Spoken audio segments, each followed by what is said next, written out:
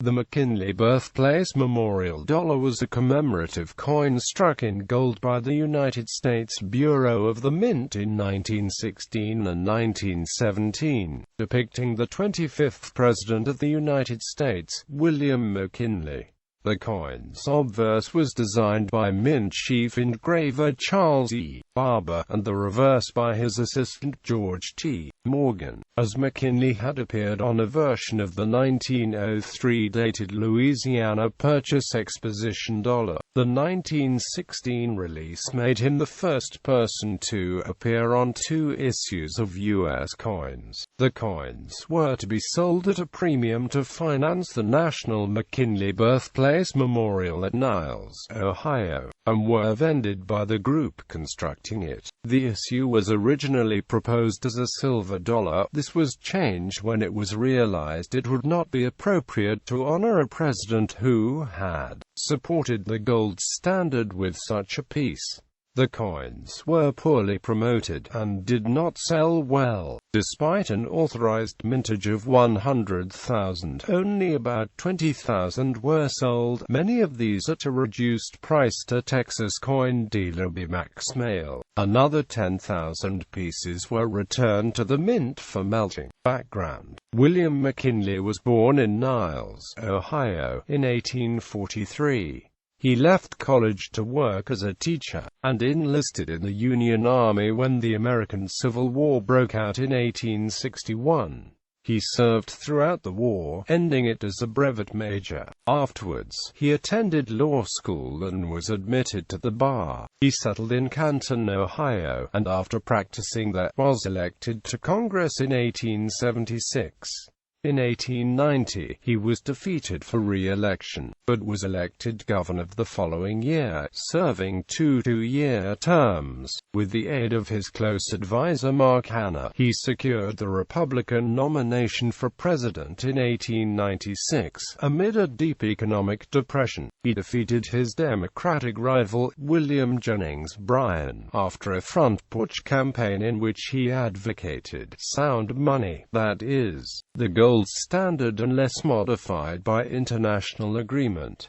This contrasted to free silver pushed by Bryan in his campaign. McKinley was president during the Spanish-American War of 1898, in which the U.S. victory was quick and decisive. As part of the peace settlement, Spain turned over to the United States its overseas colonies of Puerto Rico, Guam, and the Philippines. With the nation prosperous, McKinley defeated Bryan again in the 1900 presidential election. President McKinley was assassinated by Leon Czolgosz in September 1901, and was succeeded by Vice President Theodore Roosevelt. In the years after McKinley's death, several memorials were built to him, including a large structure housing his remains at Canton. Another memorial was built at his birthplace in Niles under the auspices of the National McKinley Birthplace Memorial Association, designed by the firm of McKim, and White. The Greek classic memorial was built of Georgia marble and was dedicated in 1917.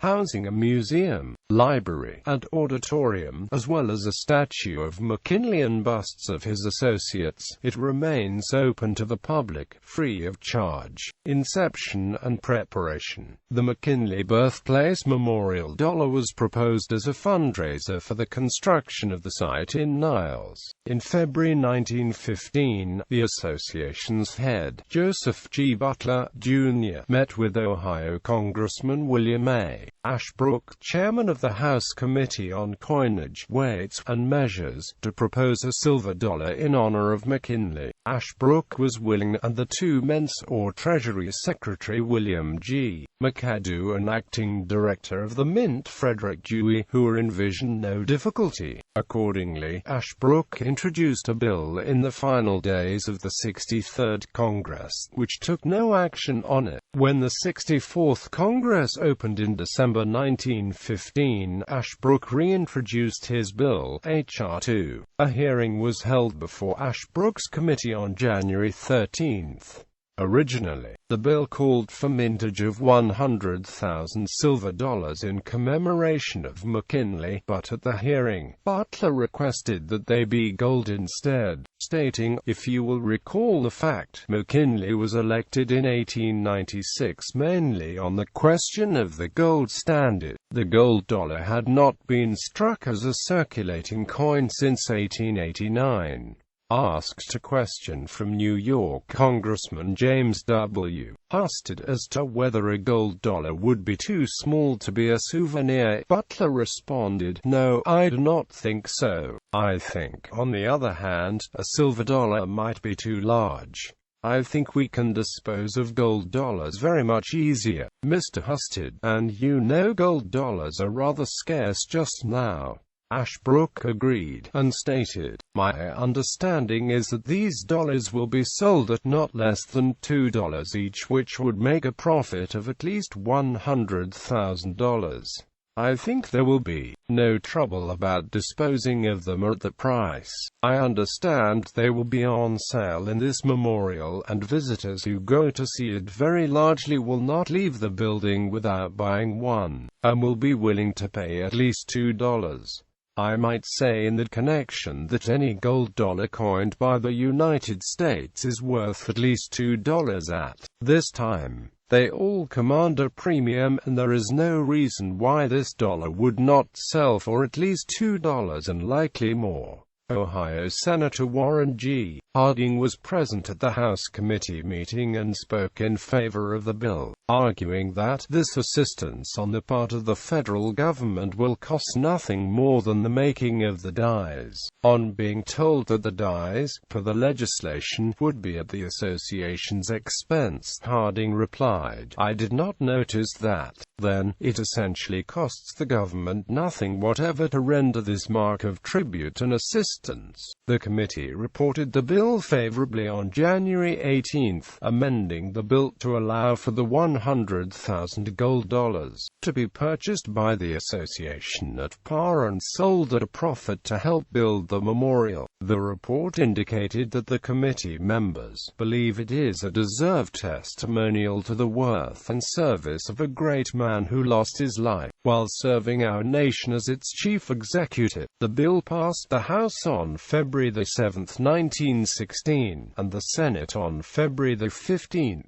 It was enacted when President Woodrow Wilson signed it on February 23, 1916. The act provided that no more than 100,000 pieces be struck with the necessary gold bullion to be acquired in the open market. The association could purchase the coins at face value. The act required that the pieces be struck at the Philadelphia Mint, one of only two pieces of authorizing legislation in the classic commemorative coin series that specified the place of striking. The act also required that the dies be destroyed after the coining was done, something numismatists Anthony Swiatek and Walter Breen questioned as duplicating provisions in the Coinage Act of 1873. The designs were prepared in-house at the Philadelphia Mint by chief engraver Charles E.Barber, who designed the obverse, and his assistant George T.Morgan, who prepared the reverse. They did not seek outside artists to submit proposals.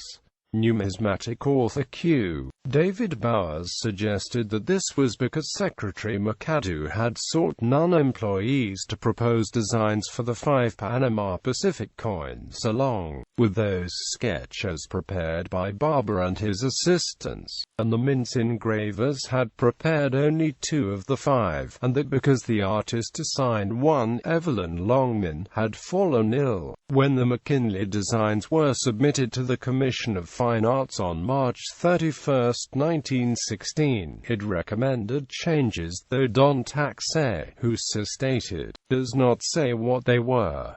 In any event, no alteration was made, and the designs were approved. Design. The obverse of the dollar features an unadorned bust of McKinley, facing left, with the name of the country above and McKinley dollar below. McKinley, who had appeared on one version of the Louisiana Purchase Exposition dollar, thus became the first person to appear on two different issues of American coinage. The earlier pieces had also been designed by Barber, and the later coins, according to Bowers, present an image so different that the uninformed observer would not know that the same man was being depicted. Bowers suggested that Barber might have been trying to create a distinctively new version. Taxay agreed, opining that Barber's chief concern seems to have been in making the portrait of McKinley as different as possible from that on the Louisiana Purchase coins. The reverse, designed by Morgan, is intended to be a facing view of the McKinley Birthplace Memorial in Niles, but according to Swiatek and Breen, the most charitable view must characterize it as inaccurate and incompetently done. Above the building is McKinley Birthplace, Niles, Ohio, and beneath it the date and memorial. Art historian Cornelius Vermeuler, in his volume on U.S. coins, disliked the McKinley pieces.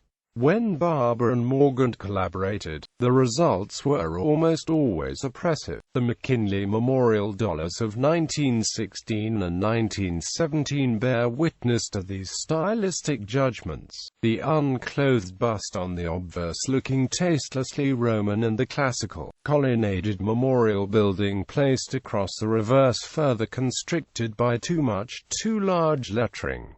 Distribution and collecting. The Philadelphia Mint struck 20,000 gold dollars in August and October 1916, plus 26 extra reserved for inspection and testing at the 1917 meeting of the United States Assay Commission. In February 1917, 10,000 more were minted, again at Philadelphia. The association sold these to the public at $3 each, the same price at which the Louisiana Purchase pieces, which sold poorly, had been vended. The McKinley Memorial pieces were ill-publicized, and few were sold at full price. Texas coin dealer B. Max Mail purchased 10,000 pieces at an unknown price, selling them for years afterwards at $2.50 each. The Washington Post reported on July 30, 1916 that the gold dollars had been released and were being gobbled up as souvenirs. Nevertheless, according to Mail in his 1937 volume on commemoratives, the committee in charge apparently realized that the number of collectors in the country could not and would not absorb an issue of 100,000 coins at $3 each, and some 10,000 coins were disposed of at a greatly reduced price to the Texas dealer, who in turn distributed them extensively among collectors of the country at a reduced price. A total of 10,023 were returned by the committee to the mint for melting. It is uncertain how many of each year were melted, as the mint did not keep records of this.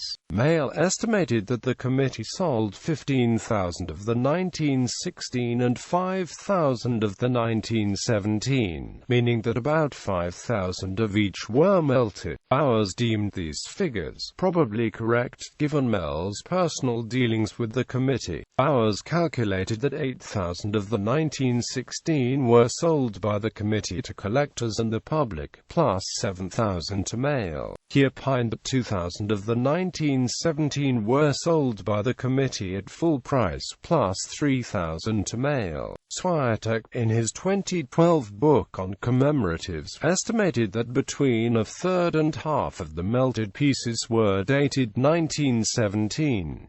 According to R. S. Yeoman's 2015 edition of A Guidebook of United States Coins, the 1916 is catalogued for $500 in slightly worn $0.50 to $1,850 in near-pristine MS-66.